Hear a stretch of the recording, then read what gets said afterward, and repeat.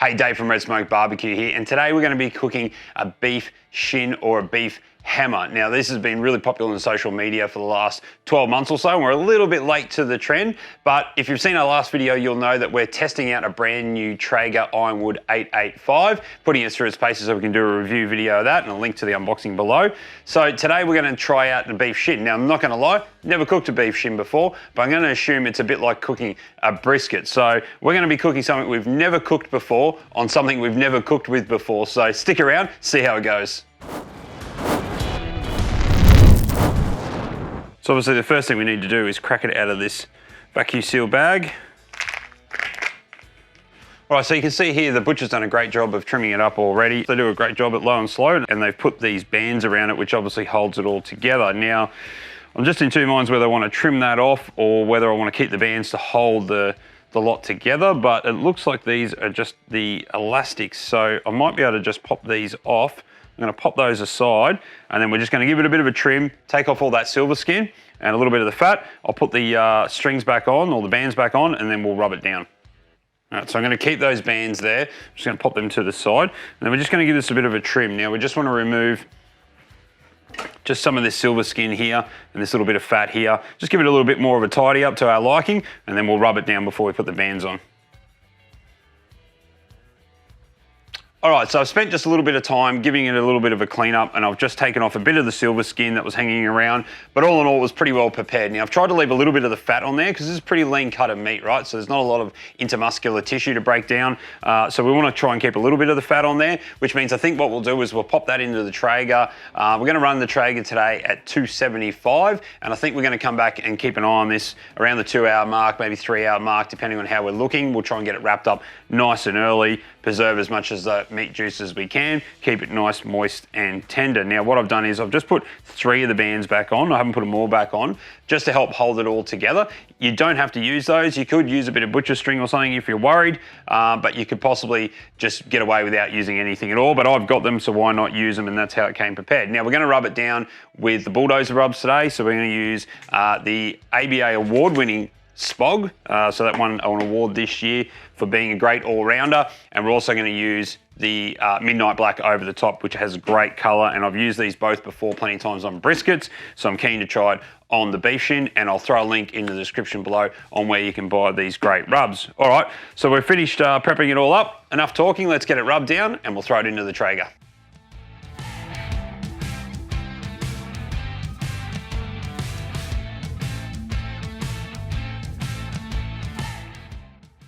All right, so we just got a notification on the Traeger app that the pit was up to temperature, so 275, which is a pretty cool feature, right? So what we're gonna do now is get our beef shin on. Now, the way we set this barbecue up today is we raise the bottom shelf, which is the recommended way when we're smoking.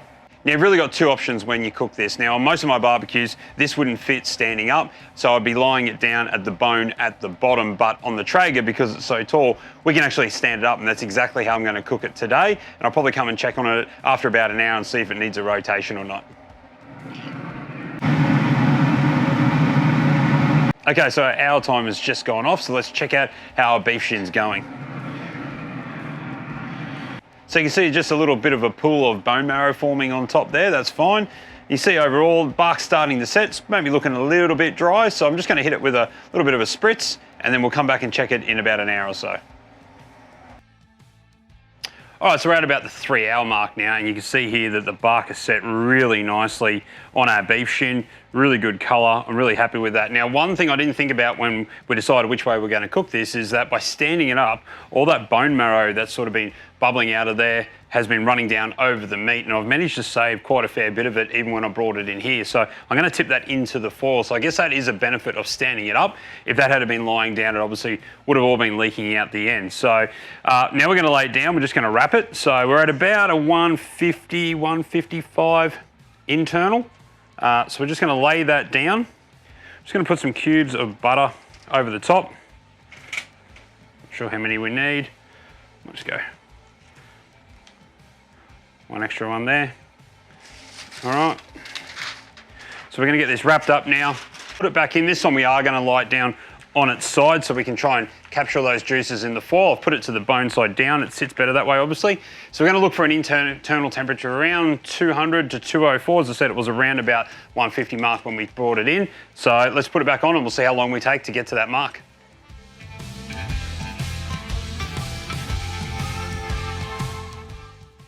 All right, so we've pulled this off the smoker now. We've brought it back inside. We've actually had it resting in here for about 45 minutes, almost an hour. So I think the total time we've had it running is just shy of 3 hours before we wrapped it. And then it took about 2.5 hours wrapped.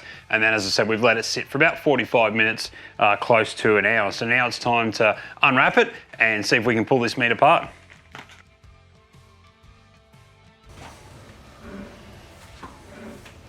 I'll just slide that meat off the bone.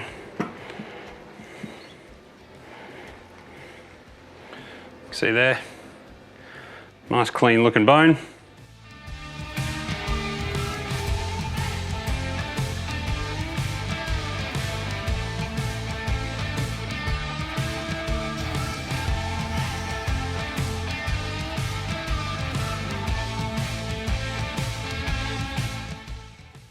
Okay, there you go, beef shin or beef hammer, and we've turned it into this beautiful pulled beef, and you can see there the beautiful color from the smoke ring using the applewood, of course, and we have some great bark using those Bulldozer rubs, and it's come up absolutely fantastic. The flavor's banging, and this beef shin has a really rich flavor, and I can honestly say this could be close to one of my favorite things to cook moving forward. And check that out, just as a bonus, nice clean bone. So that just pulled straight off there. Now, as I said, I did put those bands back on and just hold the meat to the bone.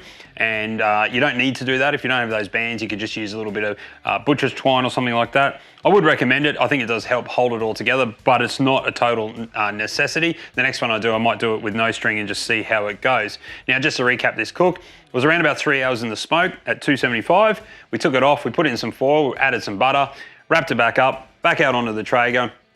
Probably sat there for another 2.5 hours, and we let the internal temp get to 207. Now that's a little higher than I expected. I did test it around 202, and it just had a little bit of resistance still, just wasn't feeling like butter when I probed it. So I let it ride out a little bit longer, and it's come up great. And of course, we let it rest for about 45 minutes or so. Now, always use the temperatures just as a guide, go by feel. If it doesn't feel like it's probing like butter, there's just a little bit of resistance there, just let it run a little bit longer, especially when you're doing pulled beef. It's pretty forgiving, or any pulled meats. Keep the juices and it'll absorb them back up. Way to go. So we're gonna go make a beef wrap or taco or whatever you wanna call it. I'm just gonna use a little bit of the Three Little Pigs Kansas City competition barbecue sauce, not too much because I don't wanna take away from the great flavor of this meat. So just a little bit of a drizzling over there. A little bit of salad on top, gotta have some of the green stuff. And there you go. Beef wrap, beef taco, beef burrito, whatever you want to call it. Now, if you like this video, please give it a thumbs up. And if you've got any questions, please throw them in the comments below. And if you haven't already, jump across, subscribe to the channel, and check out some of the other content on our channel. We've got lots of videos on competition barbecue here in Australia. We've got other gear reviews, and we've also got some other awesome recipes. So I'm gonna go and enjoy this. Until the next video, we'll catch you then.